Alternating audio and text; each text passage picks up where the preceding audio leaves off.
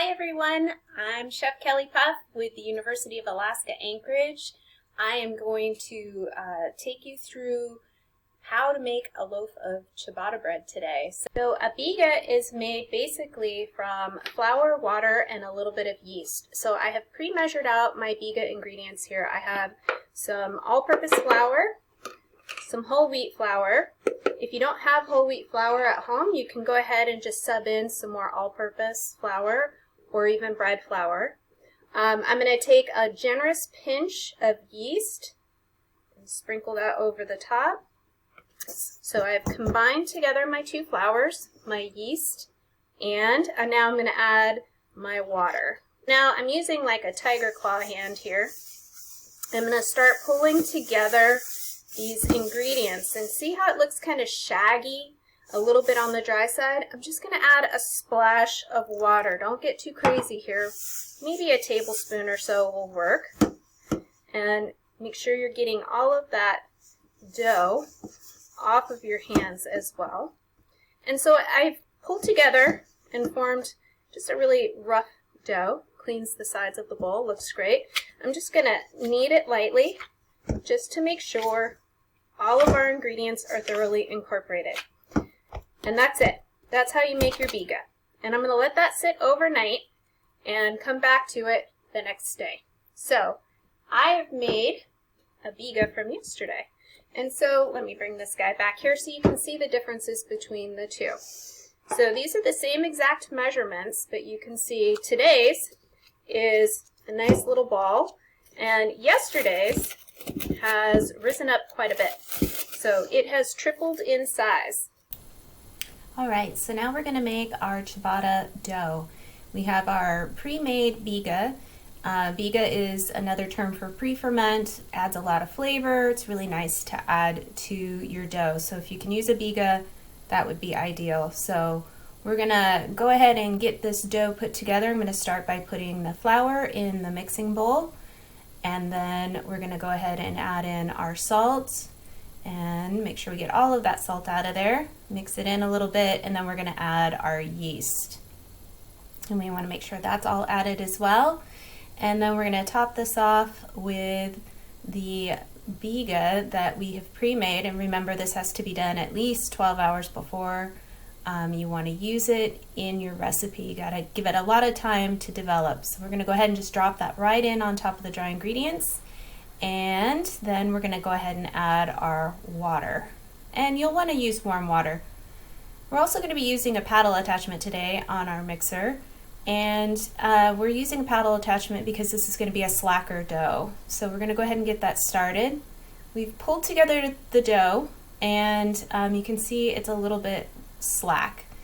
And that's okay. That's the kind of dough that we're making today. So once we have a nice smooth dough established, as you can see here, we can go ahead and start taking the speed up and begin the kneading process. And that's going to take about 5 minutes or so.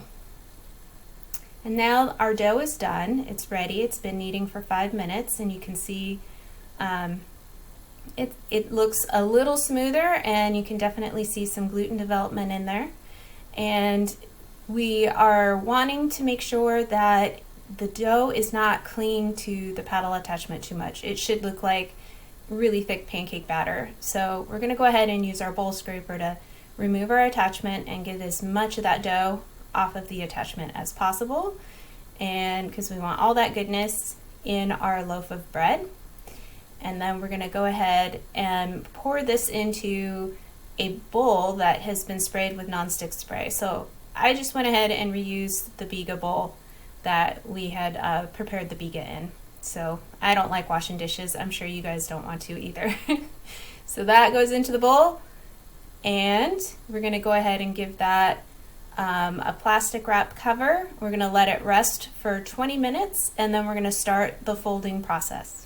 So it has been about 20 minutes, 25 minutes since we first pulled this off of the mixer, and you can see I'm starting to get a little bit of gas development. Just really generously, super generously dusted the surface. And what I'm going to do with my bowl scraper is I'm going to go ahead and pour this dough out onto my heavily floured cloth. And then I'm going to keep that bowl nearby because we're going to reuse it again. And then what I'm going to do is, using my bowl scraper, I'm just going to gently pull this out into more of a square shape. Okay, doesn't have to be perfect, but we don't want to knock down any air bubbles that we've started to develop in here. One of the beautiful things about ciabatta is those big big air gaps inside of the crumb of the dough. So what I'm going to do is I'm going to use the cloth to help me do my first turn or my first fold. So I'm going to take the top to center, the right side to center, and you can press down a little bit. I have a little bit of too much flour on here, so I'm going to go ahead and just use a dry pastry brush and get some of that excess flour off. And then my other side to center, give it a little press just so it doesn't unfold itself. And then if you're doing this without a cloth, you can just use your bowl scraper like this to pick it up and bring it over. So bottom to center. So it's basically 4 quick folds. And then what we're going to do is very quickly, we're going to roll this over. So this is on the bottom, and we're going to put it back into our bowl.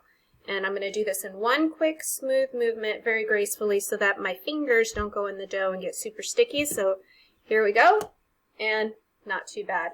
I'm going to cover this, give it another 20 minutes, and I'm going to repeat for 3 more folds. So we need a total of 4 turns or 4 folds on this before we're ready to form it into a loaf. Okay, so we have completed 3 of 4 turns. So this is going to be our final turn. And as you can see, our dough has really grown. It's gotten much bigger and it's a little less sticky, so you can start working it with your hands.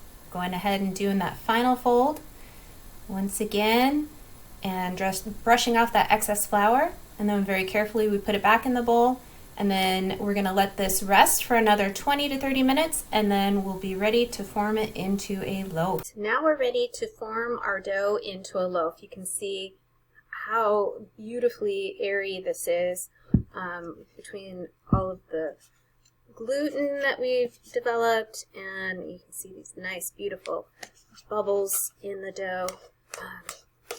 Trapped gas nicely in here. So we're going to scrape this out onto our floured towel or floured bench, and then very gently we're going to start stretching this out into a nice rectangle. And again, I just want to be really careful to maintain as much of the air bubbles in here as I can. I don't want to knock them down too much, so I'm not using my thumbs, because when you use your thumbs you tend to pinch. So I'm just using my fingertips, pulling out, and as you can see, it's still pretty sticky. So now what we're going to do to form this loaf is we're going to fold it into thirds. So I'm going to bring the side into the center, and then if I have excess flour, I can go ahead and gently brush that off. I'm going to give the end just a little bit of a tuck, okay? And then the other side to center, like so. And then we're going to roll this over. We have a nice, beautiful loaf formed. Okay, and you can see all of this nice gas trapped in here. Meanwhile, I've prepped my sheet pan. I've sprayed it lightly with nonstick spray and then sprinkled semolina over this. If you don't have semolina, you can use cornmeal. That works as well. We just want to make sure that the bread isn't going to stick to the pan as it bakes. If you have a pizza stone, you could bake this onto a pizza stone. You would just put parchment on the back side of the pan, and then you could put the loaf onto that, slide it onto your pizza stone. So very carefully, I'm going to go ahead and pick my loaf up and set it right onto my pan that is prepared with the semolina.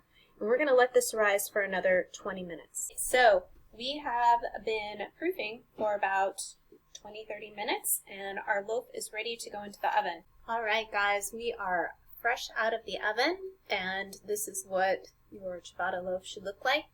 If you were able to put a pan of water in there, you can hear that nice crisp crust on there. So now I'm going to transfer this to a cooling grid. Let it cool completely at room temperature before slicing into it and enjoying. All right, folks, our bread is out of the oven and it has cooled enough that I can cut it open, and I just want to show you that beautiful cell structure within the bread, and we've got a nice crisp crust on the outside and some good color, and this should make for a delicious sandwich or some toast in the morning, or just cutting it and eating it just as it is. Beautiful. Thank you for sharing some time with me and letting me teach you a little bit about ciabatta. I hope you have fun making your own loaves, and take care and wash your hands.